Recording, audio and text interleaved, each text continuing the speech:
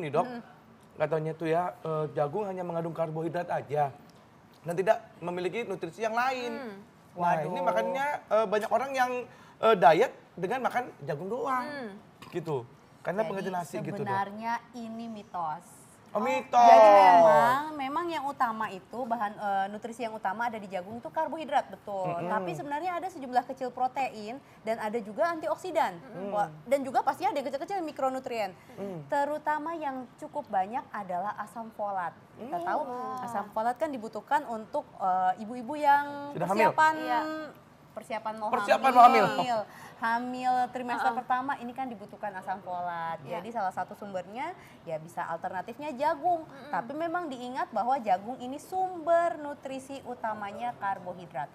Utamanya karbohidrat. Tapi ada antioksidan, juga ada yang kecil-kecilnya mikronutrien, itulah Bekti ini yang buat mesin-mesin penggerak metabolisme. Oh, jadi bagus banget dong ya jagung itu. Oke, dok, ini juga nih dok, masyarakat nih ya kan biasanya kan kalau misalnya mau makan jagung kan pastinya direbus atau dibakar.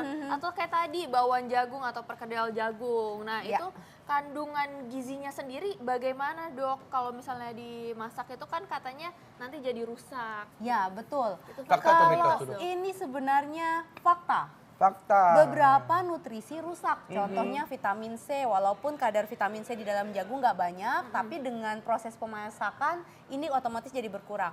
Tapi sebenarnya ada kabar baiknya, justru dimasak, diolah seperti direbus, kayak tadi ya sayur bening ada jagungnya, lalu di sayur asem juga pakai jagung benar ya? Nah ternyata dengan proses pemasakan, antioksidannya justru makin aktif. Wah, tapi berapa lama tuh dok dimasak? Ya, masak itu sebenarnya berapa lama tidak ada patokan sampai si jagungnya ini menjadi lembek. Oke. Gitu. Nah dok, ini kan jagung kan manis ya dok ya. Ini kalau dengan olahannya gitu kan ya, itu akan bisa membuat jadi gemuk nggak sih dok? Ya kan seperti tadi kan ada jagung pakai susu, keju, ya kan kayak begini dok. Itu bisa jadi gemuk nggak tuh dok? Waduh, ini fakta banget. Fakta Bekti. Fakta ya dok. Gimana nih? Karena baru makan ini. Jadi gini, sebenarnya untuk khusus jagung yang alami seperti begini, yang kemudian diolah, kita rebus atau kita bakar, kalau kita konsumsi memang secara total kalorinya rendah. Jadi ukuran sedang biasanya hanya mengandung 70% kalori. Jadi kalau misalnya 100 gram, kira-kira kalorinya 70 kalori seperti itu ya. Tapi itu nggak pakai apa-apa tanpa bumbu ya dok dia. Jadi fakta bahwa jagung itu bisa membuat seseorang jadi gemuk kalau konsumsinya jagung-jagung melulu tapi bentuknya kayak gini nih dok. Bekti nih udah ada campuran keju, susu gitu ya. Belum lagi belum lagi yang diolah menjadi warna-warni seperti itu ya dok. Bukan popcornnya, menteganya dok. Tapi butternya, menteganya, kejunya, manisnya apa? Ya, belum karamelnya. Ada karamelnya bener. Apalagi kalau yang ini mah udah olahannya, ini udah jauh dikatakan mengandung nutrisi dari jagung. Jadi bukan pilihan yang baik. Baik, ini sangat menarik sekali ya kita ngobrolin seputar jagung yang ternyata kita taunya cuma makan doang gitu kan dok ya. Nggak tahu nutrisinya seperti apa, ternyata bagus sekali. Nah tapi tuh jagung ini kan memang memiliki kadar gula yang tinggi nih dok katanya. Karbohidrat ya. Fakta atau mitos nih dok? Ini fakta. Jadi gula yang dimaksud ini sebenarnya komponen karbohidrat. Walaupun karbohidrat yang dimaksud adalah karbohidrat yang kompleks. Jadi sebenarnya seratnya banyak.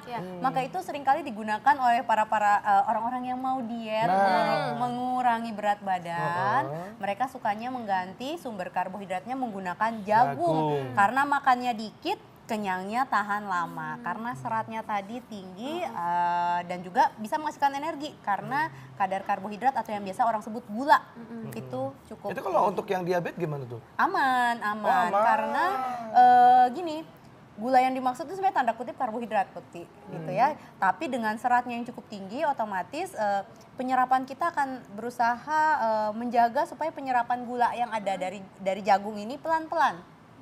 Balik lagi sih kalau seharian tuh makannya jagungnya sampai berapa bonggol gitu, nah naik-naik juga sih gula darahnya. Kalau misalnya nasi jagung gimana dok? Itu kan lagi nasi hits jagung juga nih ya, sekarang. nah itu salah satunya pengganti sumber karbohidrat karena kan kita tahu banyak orang belakangan ini suka ini nih, waduh nasi itu jahat ya gitu ya, ngomongin nasi ini jadinya. Iya. Tapi akhirnya mereka kan perlu karbohidrat, jadi digantilah dengan menggunakan jagung. Tidak apa-apa, ini alternatif. Baik, nah Oke. Dok, kalau misalnya lagi batuk tuh Dok, kalau misalnya kita batuk itu katanya nggak boleh makan jagung dengan olahannya, karena makin parah nantinya Dok. Itu fakta Ya, atau mitos? ini mitos. Oh, mitos. Jadi yang dimaksud makan jagung kemudian bikin batuk ini mitos. Tetapi kalau misalnya lagi batuk makannya jagung olahan yang begini, nah bukti makin batuk lah ya Nah, Dok. itu fakta Dok, Pokoknya kalau yang fakta, dengan olahannya. banyak. Iya, gitu ini ya, Dok. tergantung ya. Kalau yang pakai begini ya pasti otomatis ini merangsang. Merangsang area leher kita jadi makin batuk lah. Oke, ini Dok, katanya kandungan kanji dalam jagung ini membuat bahan makanan ini jadinya diisukan tidak sehat dan berbahaya jika dikonsumsi Dok. Ini fakta atau mitos? Ini mitos. Oh, Ini mitos. ya. Jadi ada kanjinya Dok? Ya, kanji itu termasuk maksudnya satpati ya, karbohidrat juga sih ujung bahasnya. Tetapi kita kaitkan lagi nih, kenapa banyak orang mengkait-kaitkan, ada yang bilang, nggak sehat nih konsumsi jagung. Karena memang di daerah-daerah tertentu, mungkin negara-negara tadi yang sudah disebutkan, yang mungkin mengonsumsi segala sesuatunya dari jagung maupun olahannya, ternyata ada resiko terkena pelagra. Apa itu Dok? Aduh, pelagra itu Pelagra. diare, gejalanya nih ya, Ya. bisa diare, bisa demensia, tahu dong demensia ya. Lalu lagi bisa dermatitis. Dermatitis itu gangguan pada kulit. Kenapa? Karena kekurangan vitamin B3.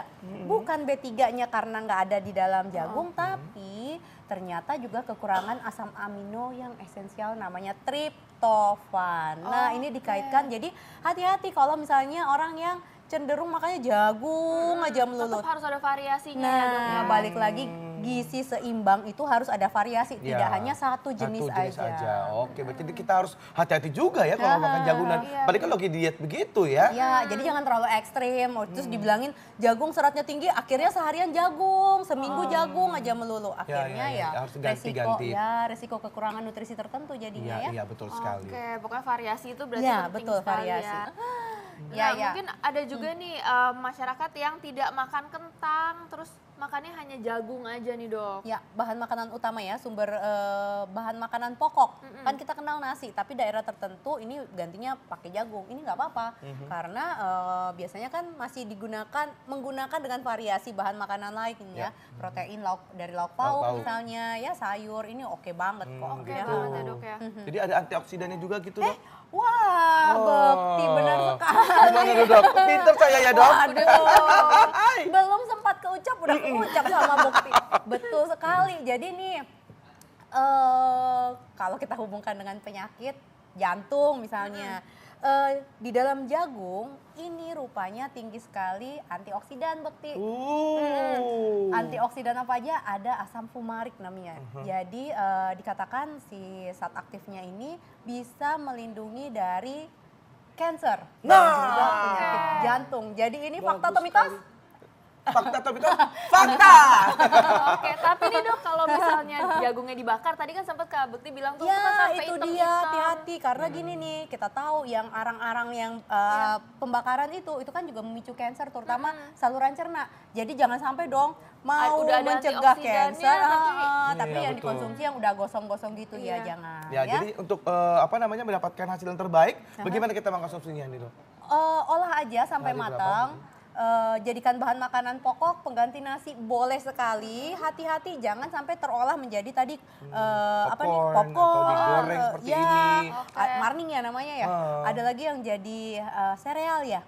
Hati-hati karena biasanya kita konsumsinya nggak tunggal gitu ya. Kita campur sama dengan bahan-bahan lain-lain. lain. Biasanya yang- anak-anak tuh Dok, Iya, sereal dikasih enak. susu. Ya, untuk ya sarapan. betul itu sumber energi yang baik, tetapi hati-hati kombinasinya, Dokter Sheila ya, kombinasinya. jangan sampai yang dikonsumsi adalah dominan karbo. Berarti direbus ya lebih baik ya? Ya lebih baik direbus. Lalu ada lagi nih, selain tadi antioksidan itu Iya. ada lutein. Apa itu lutein? Lutein ini bagus sekali untuk kesehatan mata karena terbukti melindungi nih fase kalau orang-orang tua kan bertambahnya usia, Iya.